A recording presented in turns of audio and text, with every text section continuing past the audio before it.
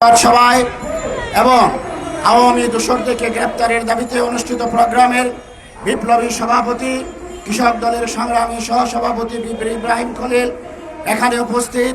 আজকের সভার প্রধান অতিথি বাংলাদেশের গণমানুষের নেতা, যিনি এই স্বৈরাচারী হাসিনার পুলিশ কর্তৃক সংসদ ভবনের সামনে মব সন্ত্রাসের শিকার হয়েছিলেন, সেই বিপ্লবী জননেতা সেনবাগের আগামী দিনের মন্ত্রী জনাব জয়নাল আবেদিন ভাই এখানে উপস্থিত, নির্বাহী কমিটির সদস্য আবু নাসের রহমতুল্লাহ সহ সকল কেন্দ্রীয় নেতৃবৃন্দ।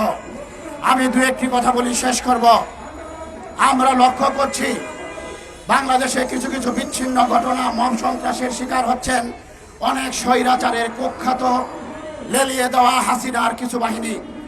আমরা লক্ষ্য করছি নির্বাচন কমিশন থেকে শুরু করে সচিবালয় থেকে শুরু করে এখনো পুলিশ প্রশাসন, এখনো অন্যান্য বিজেপি সহ অন্যান্য প্রশাসনে, আইন আদালতে এই স্বৈরাচারী হাসিনার প্রেতাত্মারা লুকিয়ে থেকে বাংলাদেশকে একটি বঙ্গুর রাষ্ট্রে পরিণত করার জন্য, যাতে নির্বাচন হতে না পারে, যাতে দেশটা দীর্ঘমেয়াদী একটি সংকটে পরিণত হয়, সেই উদ্দেশ্য নিয়ে তারা প্রশাসন এবং পুলিশের লোকেরা একসাথে নিলিপ্ত থেকে, নীরব থেকে বিএনপির গাড়ে এই ধরনের অপকর্ম চাপিয়ে দেওয়ার ষড়যন্ত্রে লিপ্ত আছে।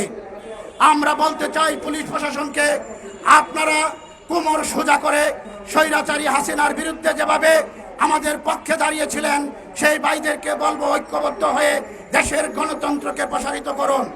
আরেকটি দাবি, গত 2018 নির্বাচন, 2014 নির্বাচন, 2024 নির্বাচনে বাংলাদেশের টেকনাফ থেকে তেতুলিয়া, রূপসা থেকে পাতুরিয়া যে সমস্ত জেলা প্রশাসক, ওসি, ডিসি, টিএনও, এসপি, নির্বাচন কমিশনার এবং রিটার্নিং অফিসার, এই তিনটি নির্বাচনে যে যে দায়িত্বে ছিলেন, আগামী নির্বাচনে কাউকেই এই সমস্ত দায়িত্বে দেওয়া যাবে না, যাবে না, যাবে না।